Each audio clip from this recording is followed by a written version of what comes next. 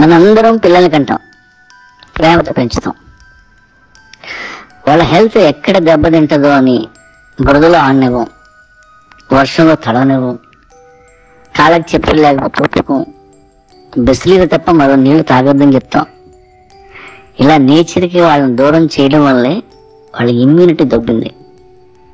దానికి తోడు మన ఇష్టాలన్నీ వాళ్ళ మీద రుద్దుతాం.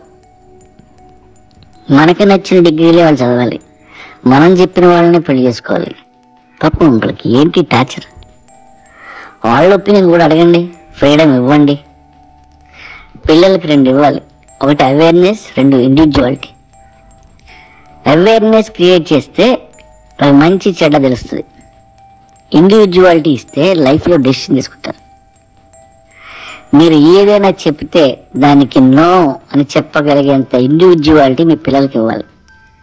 వాళ్ళ డెసిషన్స్ వాళ్ళు తీసుకొనివ్వండి, వాళ్ళ సంఖాలు నాకనివ్వండి.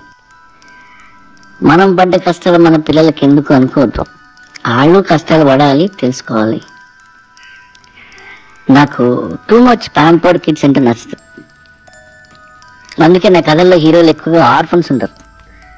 Mentally, physically they are much more stronger. ఓంటమ్మా, ఓంటు బంగారం అని పిల్లలతో ఎక్కువ మాట్లాడకండి. ఓహో ఇలా మాట్లాడితేనే వాళ్ళకి ఇష్టమేమో అనుకుని వాళ్ళు కూడా అలాగే ఆన్సర్ చేస్తారు. చిన్నప్పుడు ఓకే, కానీ పెళ్ళి 2 పిల్లలు పుట్టిన కూతురుతో కూడా కొంతమంది ఇంకా చిన్నపిల్లలే అనుకుంటూ మాట్లాడే తండ్రులు చూసాను. అన్నం తిన్నావా అని అడగండి, అవునో లేదో చెప్తారు. ఓంటమ్మన్న బుజ్జుకొని ఇంకా అన్నం తినలేదా అని అడగండి, లేదు నాన్నారు, నాకు ఆకలి వేస్తుంది, అమ్మ పెట్టలేదు అని ఇంకా ఆపరేషన్ చేస్తారు. సో పిల్లల వయసు పెరిగే కొద్దీ మనం ఇలాంటి డ్రామాలు మానేసి వాళ్ళు మనతో నిజాలు మాట్లాడతారు, లేదా మొత్తం డ్రామా కంపెనీలో తయారవుద్ది. 10 ఏళ్ళు దాటితే they are no more kids. నేను 10 ఏళ్ళకే ఒక పిల్లకి లవ్ లెటర్ రాశాను.